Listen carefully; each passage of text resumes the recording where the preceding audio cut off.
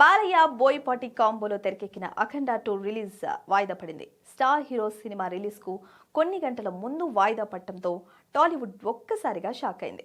కారణాలు ఏవైనా సరే స్టార్ హీరో సినిమా రిలీజ్ ఆగిపోవడం అనేది బాధాకరమైన పరిస్థితి.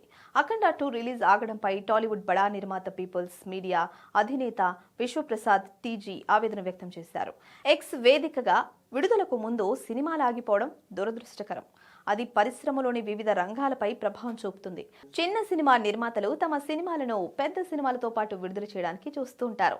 ఇక బాలయ్య నటించిన అఖండ 2 రిలీజ్ వాయిదా వేయడం నన్ను తీవ్రంగా కలవరపెట్టింది. రిలీజ్ రోజు వాయిదా వేయడం అనేది సినిమా నిర్మాతలతో పాటు డిస్ట్రిబ్యూటర్స్, సాంకేతిక నిపుణులు, పర్యావరణ వ్యవస్థలోని వేలాది మంది జీవనోపాధిని ప్రభావితం చేస్తాయి.